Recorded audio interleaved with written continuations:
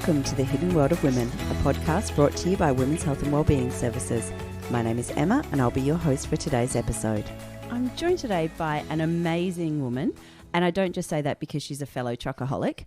I say it because she's a mum of three, and being a mum of three, she's also really passionate about working with mums and mums-to-be to empower them to give birth on their terms. So I'd like to welcome today Kate from Bright Mums, who is a doula. Thank you. Thank you so much. Thanks so much for coming and chatting with me today. So before we get started, can you tell me what a doula is? Absolutely. A doula is a non-medical support person, supports women and their families during pregnancy, birth and into the postpartum period. So I work both as a birth and postpartum doula. So there to provide continuous support. So throughout the labour, we don't work in shifts. We don't go home at the end of 8 hours. Just when it gets to the pointy end of it. Go, okay, well, off now. I'm out. See you later. Providing physical, emotional comfort and support for mums, and also being there for their families as well and for their partners, because it can be a long journey. So making sure they are looked after for the duration. Yeah. So how long have doulas been around? Oh, in the role that we do, forever. Yeah. It's very much a women's business, and women have always supported women in some capacity. Yeah. The term doula is much newer. So I think as well though, the sort of my children are heading, they're a bit older now, and when I was having my babies, it wasn't talked about anywhere near as much as it is now. So if you go back sort of to the 1700s or something like that, there was always, women went off together for the children to be born, but then that sort of stopped. Yeah, we sort of lost the village, I think. Yeah, most definitely. Yeah, and it became, I guess, in almost our parents' time, it became more normal for the partners to step into that space. And for women to do it alone. Exactly right. Yeah, so it's almost like we lost the village and lost that support. So it's coming back to trying to bring back the village, I guess. The term itself is only a more recent thing, and certainly doulas the use of a doula is gaining popularity again. Yeah. Well, I guess we're starting to realise the importance of the village. Yeah, definitely. Yeah. And I think that, so we talk about the fact that it takes a village to raise a child, and yet we live in a society where we don't necessarily have it. So this is one way that we can start to reintroduce that idea of having that village to support us. Yeah, absolutely. And it's almost passing on that knowledge, the knowledge that we've lost in the loss of the village. Yeah. And being there as that support and that elder or, wise woman, for want of a better term, to support those families during birth and into the postpartum, because that need for a village doesn't change, it doesn't go away. No, so I actually didn't realise that doulas did support women in the postpartum period as well. So just in case, postpartum period means the time after someone has had a baby. That's right, yes. So I was talking about this with some colleagues recently, that I think becoming a parent is one of the biggest roles that you can take on, and it's the one that we do with absolutely zero training. Exactly right. And I think how much, when I was having my children and when I speak to other women, you read all the books on pregnancy and birth. Yes. Now, the reality is that baby's coming out one way. There are two ways that baby can come out. One way or the other, it's coming out. And yet we then go into this thing of you take a baby home. What do you do with it? Exactly right. It's almost like we talk about birth as being a marathon, and like we treat that as the finish line. That's the finish line. That's the start line. It really is. I think it's Dr. Oscar Serelak who talks about it as being the warm-up. Like, that is the starting line. Yeah. We need to be considering what happens afterwards. Yeah. I was speaking to someone recently, and she said she got, probably a 5-day-old baby, and she was surrounded by family who had all got children. These were sort of older aunties that she was with, and the baby started crying, and so the lady who was holding the baby goes, "Oh, we'll give baby back to mum," and mum's there going, "Well, I don't know what to do with it." You've had babies before, can't you? You fix it.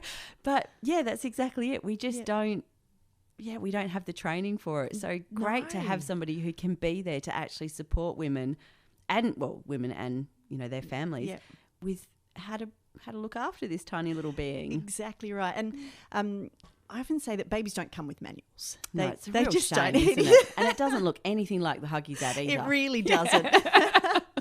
But I finished that off with but what they do come with is you. Yeah. So it's then about working with women to tap into that mothering instinct, to give them the tools to learn how to care for their babies without having to rely on a manual, because there just isn't one. And it's interesting that you say to tap into that instinct, because I think that you do have to learn how to do that as well. So the mothering instinct doesn't just switch on because a baby's shot out of you or, Exactly right. So you do have to learn how to listen to your body and how to know what you're supposed to be listening to, and also when you're perhaps overthinking things. Yeah, exactly right. It's a transition and it doesn't just happen, and it takes time. And you know what? You're probably going to make a few mistakes, and that's okay, but that's how you learn to then tune into your baby, your body, what everyone and everything is telling you. Yeah, and do what's right for you, not what a book says, because the book isn't you and the book isn't your baby. Yeah. So I definitely want to come back to this, but if we just step back, how did you become a doula? Like, what made you go, I actually want to spend my life supporting other women as they bring children into this world? It probably have to go back at quite a few steps. Mm-hmm. So my oldest daughter is now 7.5 almost, and her birth was a really challenging birth. It was ended up being quite traumatic, and it took me a little while to get over that. And it was that and wanting to do things differently for my second baby that led me down the path of childbirth education. Mm-hmm. So I became a Hypnobirthing Australia practitioner. So I work with women in the education space, and I've just felt that there was something more I needed to be doing. So education is one thing, but being there to support them in that journey was something else I wanted. And then it was just about waiting for the right time, because I did then have a third baby. So I needed that time for her to be a little bit older for me to feel comfortable, I guess, getting out of the house at all hours of the day and night and leaving them alone. Well, not alone, but without me. Yeah. So it was wanting to provide that education and that support that probably I missed out on and I didn't have. Yeah. And that was actually one of the questions that I was going to ask you. So you've got 3 children and so there's 7 down. Yes. How do you cope with being out? So as you said, you don't leave at the end of an 8-hour shift and go, all right, I'm checking out, somebody else is coming in now. You're there for the long haul, and labours, they can go on a bit. Yeah, they can. I'm very lucky I've got a good support system around me. I wouldn't be able to do it without them. Yeah. So I'm lucky in that I've got a village that can step in when it needs to be. So there'll be messages at sort of 5 o'clock in the morning going, I'm not going to be home in time to do school drop off. Yeah. And somebody else needs to get the kids to school. If someone can make sure they're up and dressed, that'd be great. Yeah. So my husband is brilliant and it really is the village, but I've got my parents who live close by, and I know that if, I'm potentially going to be at a birth for a while, I try and plan things ahead of time so that even if I don't need the plan, it's there. It's there anyway. Yeah. Yeah. And what is the longest birth that you've been at? The longest I've been with a mum has been about 24 hours. Yeah, it's long and it takes a while to recover. Yeah. And do you get to sleep at all during that? During those, I sort of nap where I can, but it's really about being there. Yeah. Being with. Exactly right.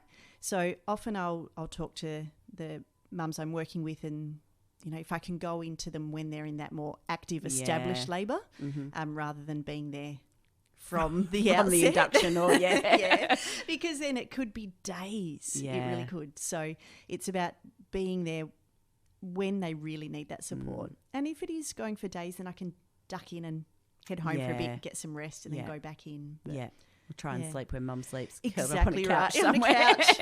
Or tag team with the partner. So with that, I'm wondering if so I guess when I've heard people perhaps making disparaging remarks about the idea of having a doula in the room. It's been around well, that's the dad's role. And so I guess what I hear and what I feel when I hear those kinds of things is, well, actually the dad doesn't have that training either. No. How many times has he supported, if this is a first baby, even if it's a third baby, how many times has he supported somebody through labour, and does he know how to do that? And how do we empower dad to be able to do that as well? Yeah, absolutely. And one of the things I'm very clear about with the couples that I work with is I'm not there to take the place of the partner. Mm-hmm. That is not my job. If there is a partner there or another birth support person, whoever that is, they are together first and foremost as the team. Yeah. And then I'm there almost to support the pair of them. Yeah. So it's being there for that support for the partner when they're going, I don't know what to do now. I've run out of tricks. I don't know what to do next, or what happens if we do this, or what will be the next step if we agree to that. Yeah. Or when they're exhausted because they've been up for 30 hours with the mum. Yeah. So I guess part of it as well, one of the things that we hear around the positives of having a doula in the room is that the mum's wishes can be held. And sometimes when you're in the thick of things and, there's this idea around the doctors being the experts, and so we have to listen to what the doctors say. So sometimes parents perhaps don't feel that they're able to question when suggestions are being made. And so is that that's somewhere that you can step in to kind of help them be able to question why those options are being suggested, and, are they medically necessary, that kind of thing? Absolutely. And it's probably one of the things that I focus on most is firstly the education around it in the first place, so that they can go in well armed, and it's not a case of hearing things for the very first time when they're in labour, because it's a different headspace. So to go in well armed, but then to be there reminding them during the birth of, this is what you wanted, this is now what's being suggested, how do you feel about what's being suggested, do you want to stick with what you wanted in the first place, or are you happy to change paths? And here's some things to consider within that. So I don't ever step in and say, I'm sorry, that was not part of the birth plan. It's not my decision to make. It's absolutely the mum's decision and the couple's decision, but I'm there to support that decision, whatever it looks like. And if they completely change their mind, then I'm there to support that. Yeah, fab. And I guess also remind them afterwards that they made the decision that was right for them at the time, and not to feel guilty about, changing that plan when they did. Yeah, absolutely. And that, again, comes down to that just being prepared and being educated, so that in the moment you can make the best decision for yourself and your baby without feeling pressured into doing something that you didn't want to do. So it's almost like just that holding space for them rather than making decisions on their behalf. And can you share an example of when you have found a really positive example of something being in the room with someone and them being able to have a good outcome because you were there?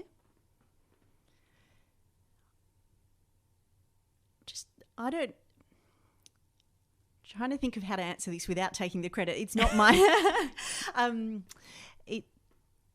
I'm there to support them, but not.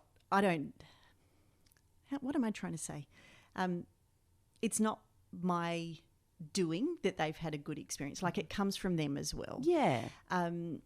But yes, absolutely. Where plans have changed because birth is unpredictable. There is no controlling birth at all. You just can't. Nope. Be awesome if we could. I know, right? It's so different. But just where we've been able to create a situation for that mum and that couple to give them space to make a decision, to then, for one couple, they just kept pushing back on the suggestions from the medical team until they got to a point where they knew it was right for them. But they felt more comfortable doing that because they knew that they had, I guess, that sense of space and safety around them to be able to make the best decisions for themselves. I think it can be really easy when you're caught up, when you're the person who's labouring and you're caught up in the moment and the pain and, you know, that kind of thing, and your partner just wants to try and support you in the best way they possibly can, and the medical team are saying, well, this needs to happen, it's very difficult to go, okay, well, you know, while I'm in this pain with contractions every 3 minutes and I think that somebody's trying to rip part of me, you know, in half, can we just sit down and have a logical conversation around why this needs to happen now? And, you know, is it safe to wait? That kind of exactly. thing. It's hard to get in that, it really that is. mindset. Yeah. And we find partners have the best intentions, but they often want to rescue and to... That's it, to fix. To fix. Yeah. Exactly right. And if there is the option of an epidural to, you know, get rid of the pain and fix everything, then often it's what's jumped at by everyone else. Yeah. Whether it's... And that can be then really tricky if you're the mum who doesn't want that, but your partner's pressuring you and the hospital staff, not pressuring, suggesting in a supportive kind of way, but still... Yeah. And then everyone, you go, well, why am I the only one that's trying to say I don't want this? Exactly right. So a lot of what I do is just asking the question, how do you feel about what's being suggested? Do you understand what's being suggested or talked about? Do you understand why it is that the next intervention is being talked about? So, you can at least make that decision from a place of information and not just being pressured into something. Yeah, that's it. And I think just that does give people the space to go, actually, just give me a second while I work out what is it that I want rather than what am I hearing that everybody else needs, and I'm feeling the need to make it okay for everyone else. Exactly right. And it's about creating that space. If the couple don't feel confident to do so, then I can help create the space for that to happen. Yeah. Maybe they need to go to the toilet for a couple of minutes to, you know, get out and or get into a room. But just have that time. Yeah. And tune into what they're feeling and what their intuition is saying rather than just being pressured into whatever decision they're looking at. Yeah. And so how long have you been a doula now? Only since I was trying to think of what year it was. Yeah. I know. What day is it? Yeah. It's been since last year. So, tricky. Yes. Yeah. 2020 and the year of not having doulas in the birth space because of COVID. But thankfully being in Perth, we didn't bear the brunt of that quite as much as the rest of the other states or countries. Yeah. So it was the last half of last year. Yeah. And it looks as though, from your face at the moment, it looks as though you're loving that. It's great. Yeah. Is it obvious, is it? A little bit. Yeah, it certainly looks as though you find it a really rewarding career. Yeah, it is. It's got its challenges. Being on call can be tough. Oh, yes. Is that was the other thing I was going to ask. Like, how do you go with being on call? Because you can't go too far. No. So, I mean, I guess that's one blessing we've had is you can't go too far. That is true. But I generally go on call from about 37 weeks onwards. Until about 42. Until about 42 weeks. So, we don't go too far. But it does mean that, for example, I won't take any clients on in July because we're planning on going away. So I just have to balance that. Yeah. Other than that, I just try and live life as normal because I can't be stuck at home on my phone for the 5 weeks I'm waiting for someone to have a baby. It just because WA is a big state. It is. So you can't be 4 hours away or that kind of thing. Exactly right. So I do have to plan out my year. Yeah. And then work with mums or not work with them so we can have a bit of time away as a family as well. Yeah, that's it. And around trying to make sure that you're less likely to be called out around your children's birthdays and things like that. Exactly right. Yeah. Or, during school holidays and all those things that you have to consider. Yeah, that's it. Really tricky. So you spoke about kind of the 2020, the year of doulas not being allowed in the hospitals. And I think earlier this year we had a time here in Perth where they were saying that at one of our hospitals, doulas aren't allowed in. And I think definitely around other states in Australia, there's been issues where parents are having to choose, birthing mothers are having to choose whether they have their partner in there or whether they have a doula in there. So I guess I'm wondering what your thoughts are on that. It's really hard on those couples. It's really hard on that mum, on that birthing mother, to have to make that choice, because some of the time for them it would be no question they want their partner, absolutely no question. Other times it might be my partner doesn't know how to provide that support, isn't confident having those conversations that I need them to be able to have. They don't know what to do, or maybe they're scared. So that's why they're bringing in a doula in the first place, and now they have to make a choice between having the partner there or having a doula there who can support them through all of that, but isn't family. And it's so hard, because not only do you have to make that choice, but then to have that conversation with your partner as well. Yeah. Like, so tough. Yeah. And, you know, the other side to that is it's potentially their child as well.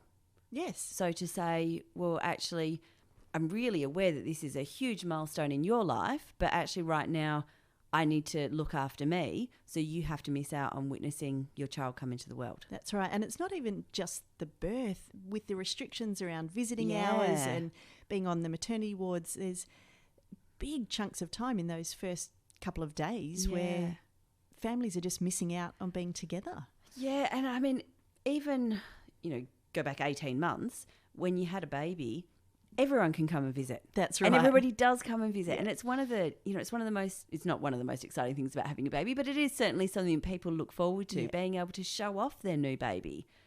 And that's not getting to happen. No, and for some families, they're not even being able to meet older brothers or sisters. Yeah. They're missing out on that initial meeting of siblings until maybe they're home. And if there's been complications, if they're in hospital for any length of time, then it can be days or weeks. Yeah. That's just devastating. I sort of can't fathom that. So I had a very similar terrible experience with my first child, and second wasn't that much better.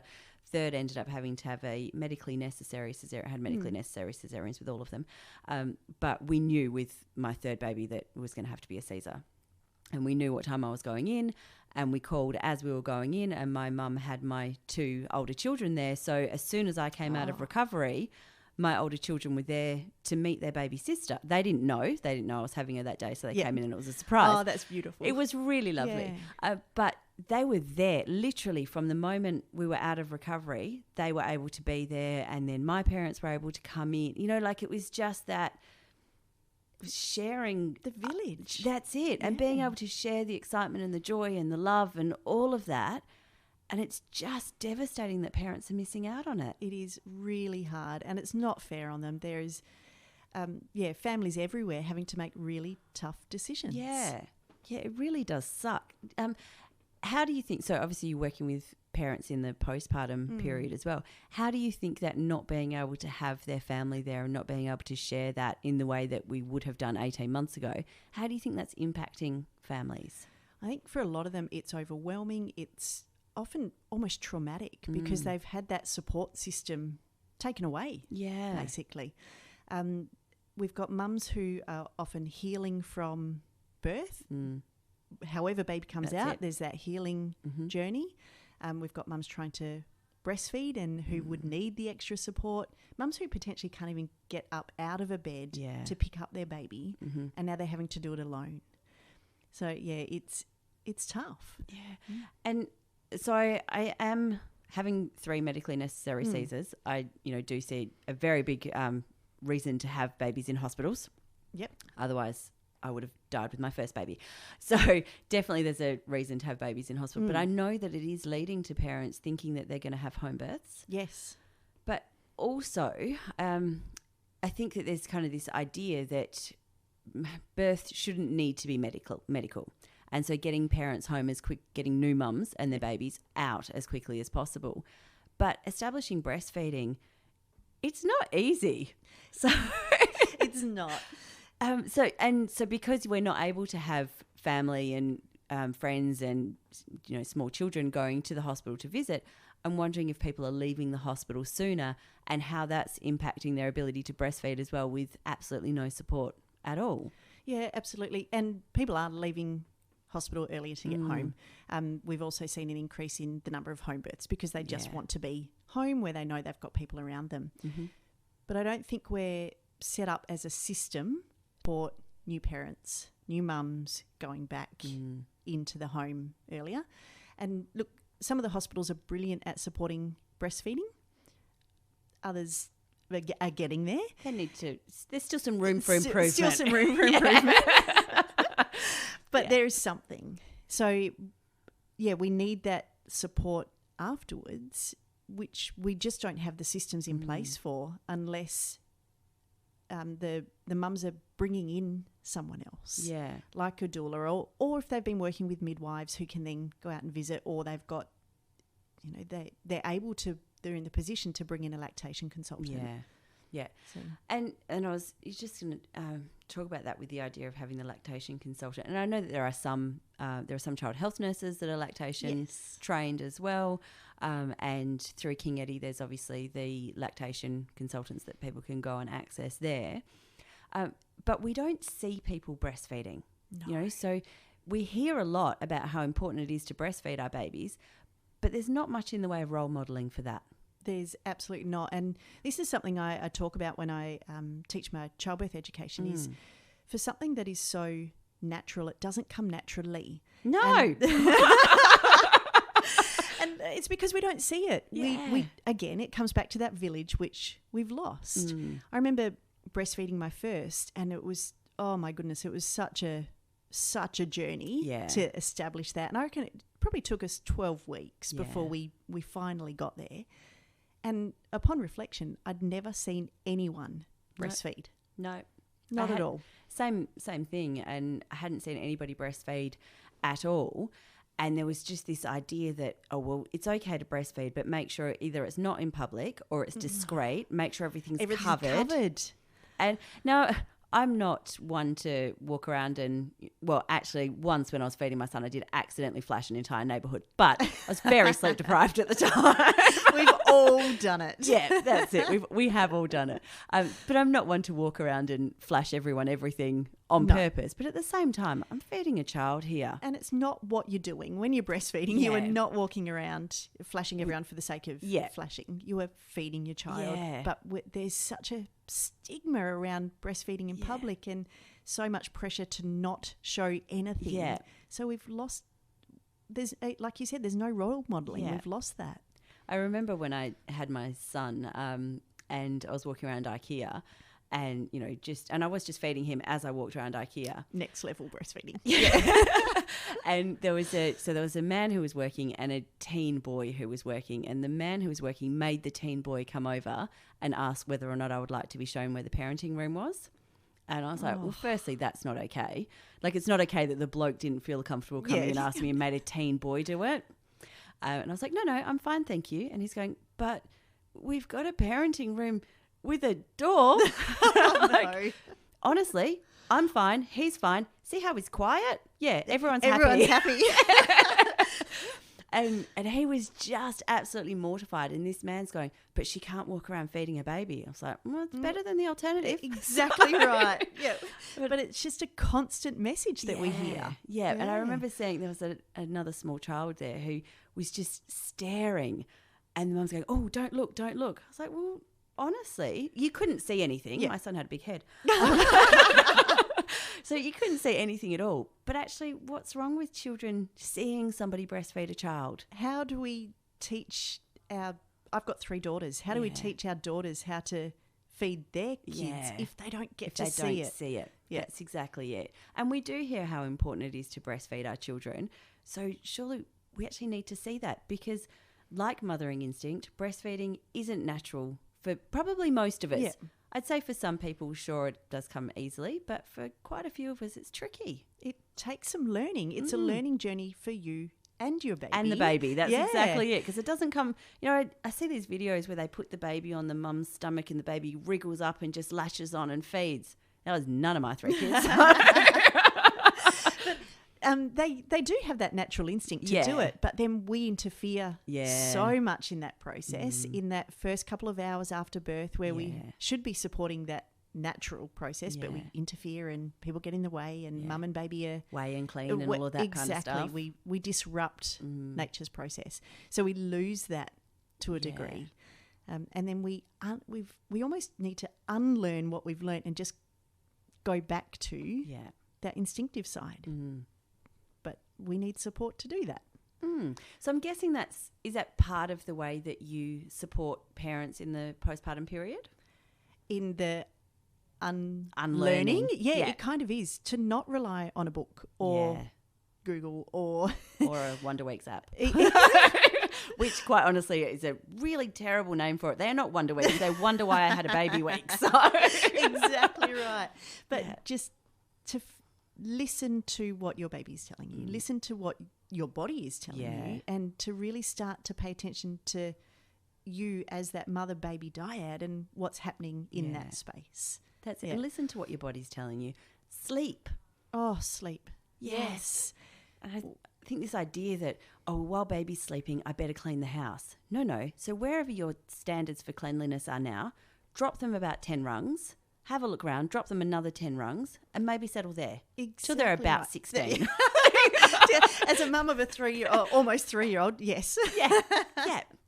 My youngest is 8, so I've still got 8 more years before I've got to start lifting my game. But it's so true. We've got this idea of superwoman that we should be able to do it all. Yes. And because we can, we should be doing it all. But I so agree with you. I think, we get this idea that with equality, there's nothing that women can't do.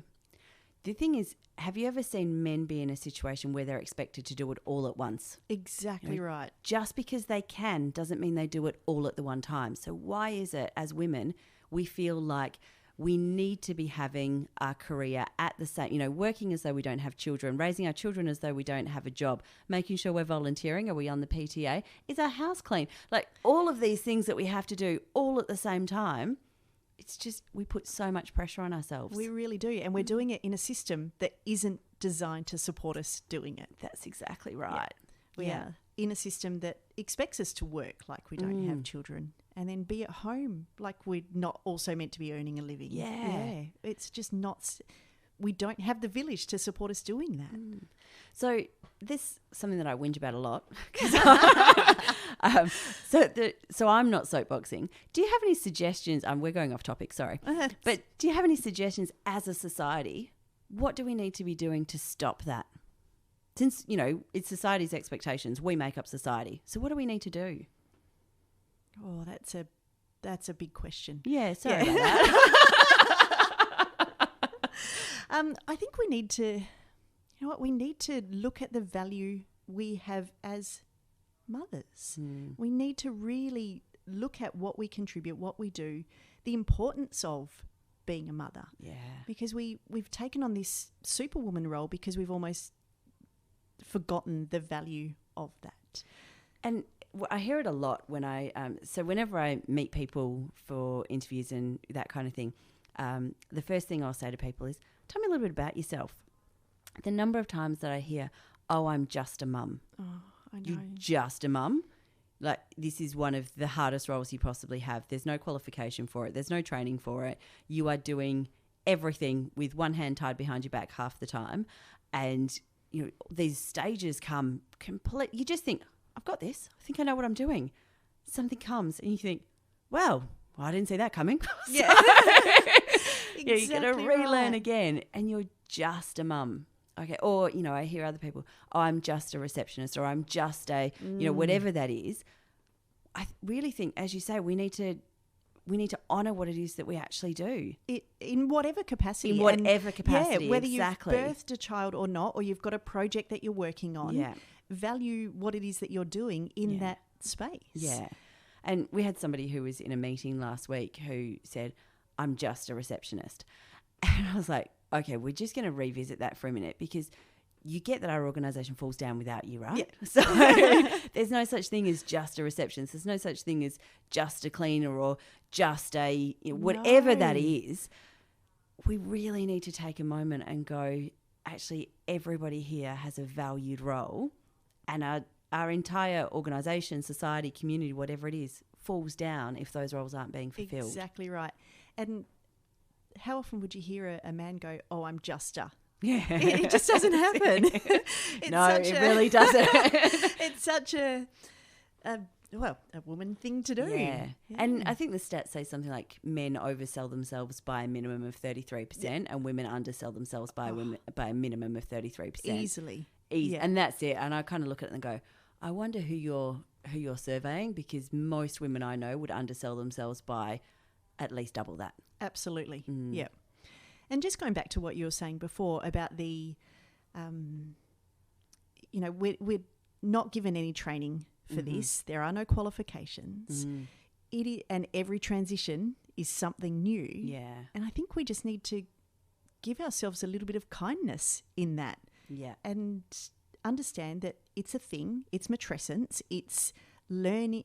Like adolescence, you give teenagers space to to become who they are, but we don't do that for mothers. We don't give them the space to rediscover who they are now. We don't give them the space to learn. We just go, here's a baby. Now, can you carry on with life like you were doing it before, but just add a new title? And also, could you do it on bugger all sleep? Exactly right. Yeah. So that'd be great. If you could put this tiny little person's needs totally above yours while continuing to do everything else that you were doing before. Again, no sleep. And if you could do it all with a smile on your face, making sure that you've got perfectly clean clothes and all of those ones. Yeah, definitely. Yeah.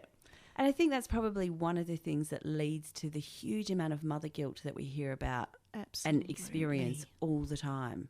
Yeah, it really is. The why does everyone else seem to have their act together, but I can't even get out of my pajamas today? Yeah. And that's something that I will share with a lot of new dads as well, that actually when you come home and she's still in the same pair of pajamas and crying, but just because she did see a Huggies ad, they still set me off. Honestly, unconscious ads. Yeah, there's something about airports that actually get me going every time. When you come home and you find her there and there's a brown mark on the trousers that you're not actually sure what that is or how long it's been there and when was the last time you showered. Well, it was Wednesday, but which week? That's normal. It is. So take the baby and then go, why don't you go have a shower? So not because you smell, probably don't mention that, but just so that you can have 5 minutes where you're not having to look after somebody else's needs. And, and showering alone shouldn't be exciting. But it is. Yeah, it really is. It really is, yes. Yeah. But, when you see people going, oh, I'm so lucky. Like, this is my self-care. I got to shower alone. No, see, that is not self-care. Not exactly. We should just be able to shower alone. That's it. It is exciting, but it shouldn't be. It shouldn't be self-care. It shouldn't be. Yeah. Exactly right. Part of what I do as a postpartum doula is giving mums the chance to have that self-care. Yeah. So for some of them, it might be I really do help with whatever baby care they need, whatever house practical stuff that I can support them with. And others, it is just let's sit and have a conversation as adults. And then you know what? Go and rest. Yeah. I'll take care of the baby. You go and do what you need to do so that you can come back again feeling some semblance of normal. Yeah. Feeling like you've got a little bit of yourself there. Yeah. And it's interesting because I used to joke that one of the reasons that I came back to work after I had my children was to talk to an adult about something other than poo. Yeah. Oh. So do you find you still talk about poo a lot though as a mum? Really I do. It's so true. Yeah. Just having a conversation that isn't just about the kids. Yeah. Because becoming a mum shouldn't be that's all you become now. There is so much more to it. Yeah. At the same time though, if you're the first person in your social circle to have children, you actually need somebody to have that conversation about poo with. Like, oh my God, is it supposed to be that colour? Like, it's frothy. Is that normal? Yeah, it was Vegemite. It's not anymore. Yeah. And how many times do you hear, is that normal? Oh, all the time. All the time. Yeah. It is. Oh, look, I would still be asking it of my kids who are, every phase stage, is new. Is that normal? Is that normal? So, it is a completely normal question to ask. Is it normal? And know that it's okay to ask, is it normal? And probably, yes, it is normal. Yeah. But always good to feel as though you can ask that. Exactly right. Because I think there's nothing worse than not knowing, but feeling as though, well, it's a stupid question. Yeah. So I don't want to ask that because I don't want to look like an idiot. So there really are no such thing as stupid questions. No, there's really not. Not when it comes to this parenting gig. Like, there's really not. Yeah, chances are you're not going to be the first person to ask it. Which makes it not a silly question, Yeah, right? exactly. Yeah.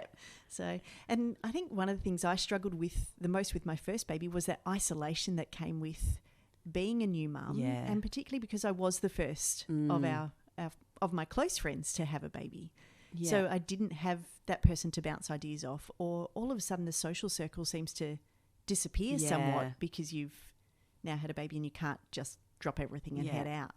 So having someone around to be there, to be that company, to ask those questions of is so important. And especially at the moment, because there have been those issues because of COVID and everything that's happening with not being able to. So a lot of the new mums groups used to be founded by the child health nurses. And then because of everything that's happening, we're not having that as much. So, you know, there is that additional social isolation because we're not bringing new mums together. No, and it's so hard. I mean, it's hard enough to get out of the house. Yeah, at 10 o'clock on a Tuesday morning at a set time. Yeah. But it's important. And once I found that once I started doing it, it became the point of my week. Yeah, like we would that's exactly every Wednesday morning we'd go and meet as a mother's group, and then we continued that on, and we'd go and go to the library and go to rhyme time and do all those things together, because it gave you that connection that you just crave. Yeah, no, most definitely. I think one of the things that can happen, so I most definitely found the same thing, but at the same time, you then, when all of your friends are mum friends, it really solidifies that idea that this is all that's left of my personality and all that's left of my identity is just being a mum. Yeah. It's interesting to try and think, well, there's ways to, you know, to remember who you are outside of being a mum. That's exactly right. And that's something that I've probably struggled with a fair bit as well, is trying to redefine, I guess, my identity in becoming a mum. Because, yes, I'm a mum, and that's not going to change. I will always be a mum, but that's not all that I am. And I found what was important to me prior to having kids isn't the same as it is now. And I'm really having to find out who I am, go on that journey of, I'm calling it rediscovery. Yeah. It's and finding out what's important to me now. So it's making sure that I actually find time for myself, find those little snippets in a day where it's about me and not everyone else in the house. That's it, exactly. And I often hear mums say, oh, it's selfish for me to do this, or it's selfish to do. But it's really not, because if you're not looking after you, who's going to look after everybody else when you've crashed and burned? Exactly right. If you're in an aeroplane, they say, put on your own oxygen mask. Yeah, that's it. They do so for a reason. Yeah. You have to be looking after yourself first and foremost. And it's not selfish. It's almost selfish to not do it, because, like you said, who's going to look after everyone else when you crash and burn? Yeah. I think that's probably something that's really useful for new mums to hear as well. One is how important the role of mums are, and so oversharing. When, for a lot of people, when they ask, oh, what do you want to be when you grow up?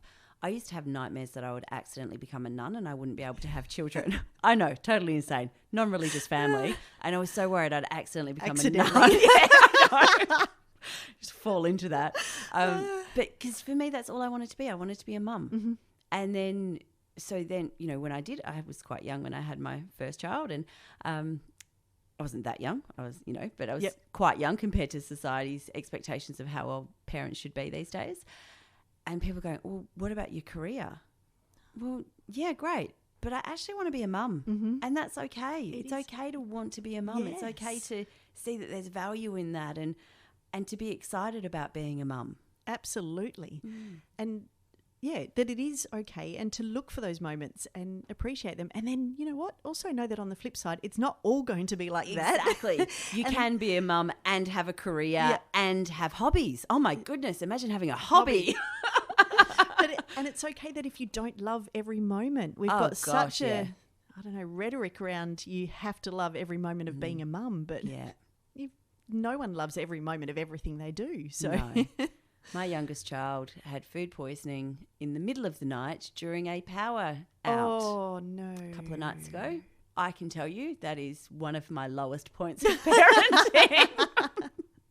Trying to clean that up by phone torchlight. It was just hideous. It was so bad. And she's always had car sickness, so she's always really good at aiming when she's unwell. That's good on her. She was sick the entire way down the hallway, past the bathroom where the toilet is, all the way through the dining area and out to the back door. Oh, that is It was just, brutal. it was so bad. So you know what? In that moment, I wanted to be anything other than a mum. Yep. I wanted it to be someone else's responsibility. Yeah. No one stepped up. No, that's generally how it happens. Yeah. But I think it's important that we say to mums, it's okay that you don't love every minute of it. That's it. It's okay to want a little bit of time for yourself. Yeah. To want a shower on your own. On your own. Go to the toilet without 3 kids knocking at the door or coming in, or my 3-year-old likes to sit on my lap when I go to the toilet. Oh, so that's cozy. It is cozy. Yeah. It's okay to want something for you because you are still you. Yeah, that's it. Yeah. And there are so many other elements other than being a mum. Absolutely. So, and it's okay to be all touched out. Oh, so okay to be all touched out. It is. And I don't think we talk about that enough, about what it is or what it means to be completely touched out. Yeah, you're right. It's something I've got 3. My kids are littler, and they still just want touch the whole time. And that's tricky when you've got 3. There's only 2 arms. It's really hard. It is. And I've often said I've got more than, they call them my laps, to sit on the laps. I've got more than 1 lap. It's okay, you can sit, but I don't have 3. Yeah. But by the end of the day, some days I just don't want that physical touch from my kids, but you still need that connection and you still need that. So it is a tricky thing to try and balance, but it's okay to not want it all of the time. All of the time, that's it. Or it's okay to have just a couple of extra minutes in the shower with the door locked, so that you are able to recharge and not have anybody that you're having to care for or cuddle or those kinds of things. Exactly right. A couple of minutes where it's just for you. Mm-hmm. I take an extra minute from strapping in the youngest into the car seat to walking around to the driver's side door. Take the long way around. Because sometimes you just need a breather. Yeah. And sometimes that's all it is just a few minutes on your own to breathe and to have something that is just for yourself. And if you've got little ones who are taking up every moment of your day and they don't sleep or they're not feeding well, having something that is just for you is so important. So for me, some days it is just that walk behind the car, take a few deep breaths, or maybe enjoy a cup of tea and actually stop and enjoy it. Well, it might be cold, but I'll get there eventually. I'll get there eventually. Yeah. Just enjoying something that is just for you and not for anyone else. And it's so we have on our team here, we've got some people who have got some quite small children and we've got some people who have got older children. And I have to sort of remind the people with older children not to give unhelpful comments like, oh, you'll miss these days when they're older. And right now I'm visualising stabbing you in the eye. So hard.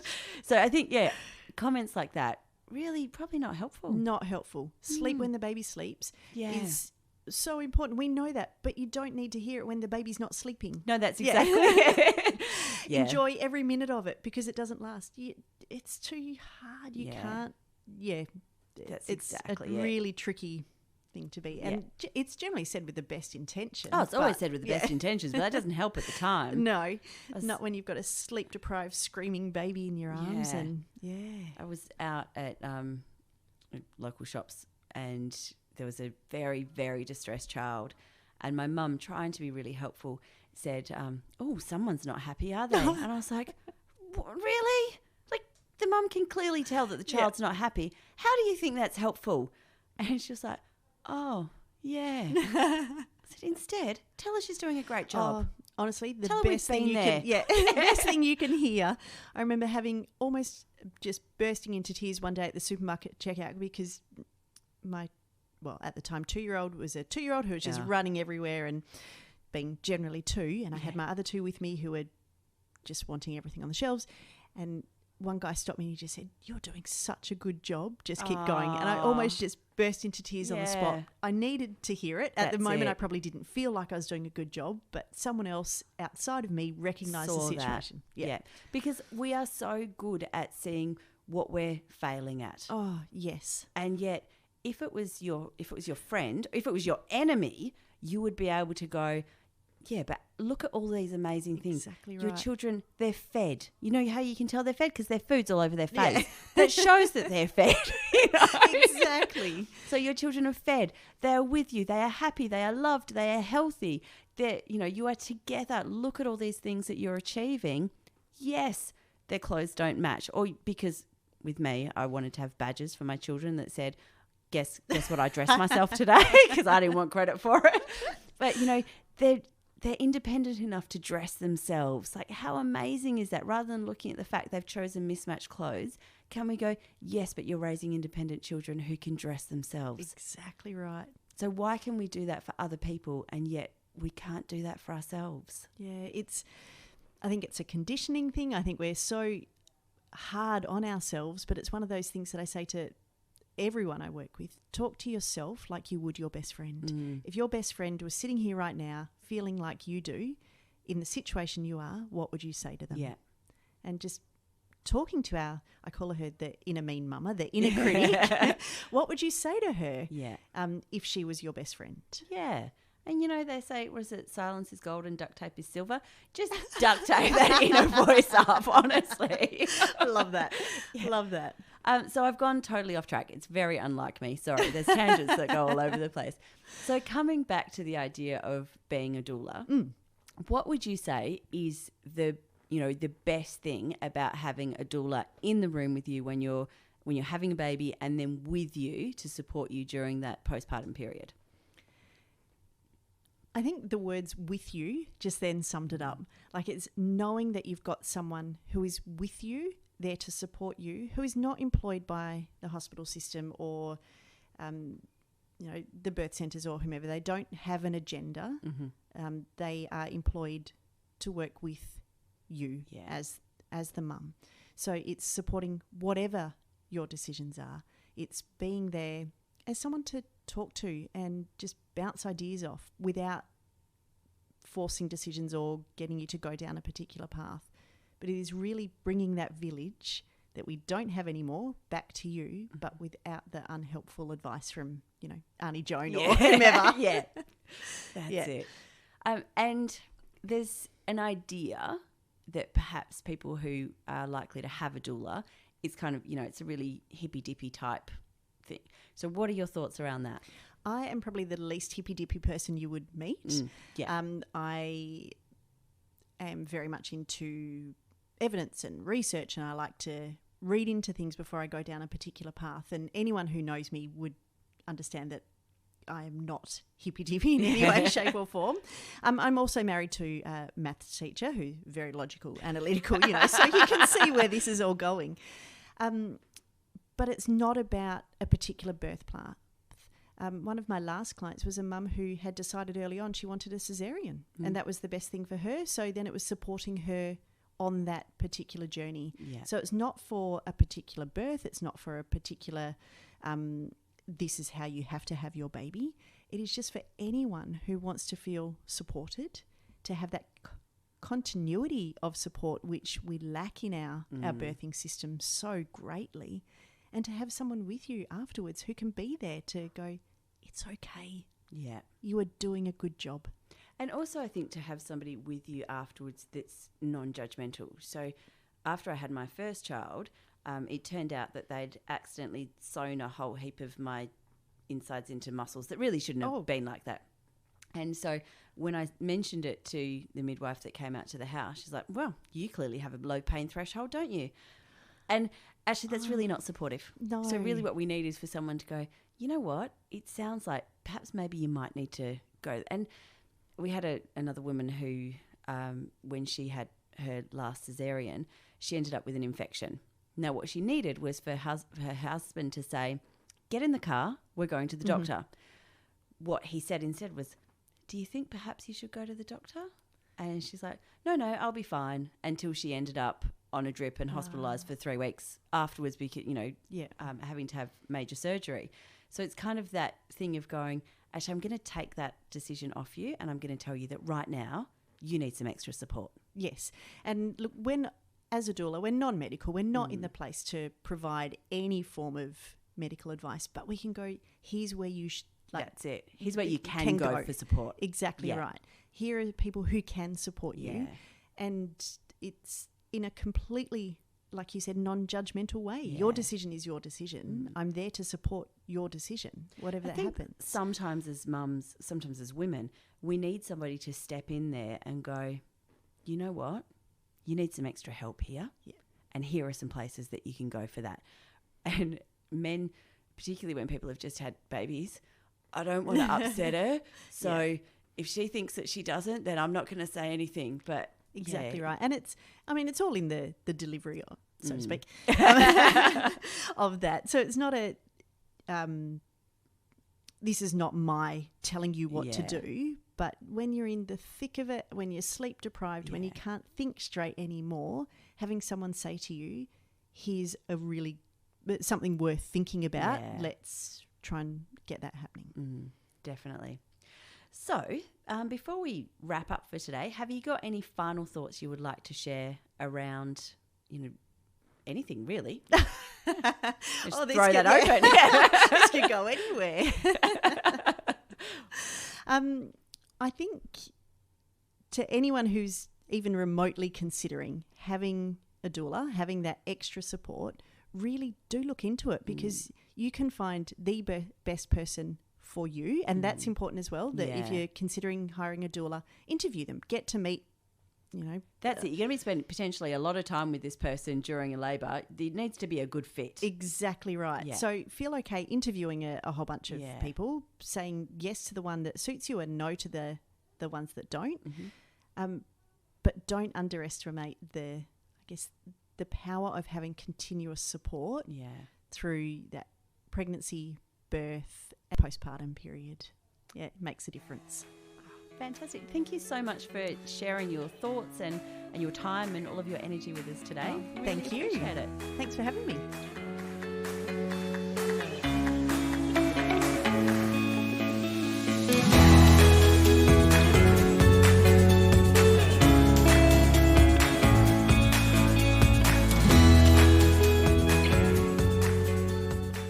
Thank you for joining me for today's episode of A Hidden World of Women, a podcast brought to you by Women's Health and Wellbeing Services.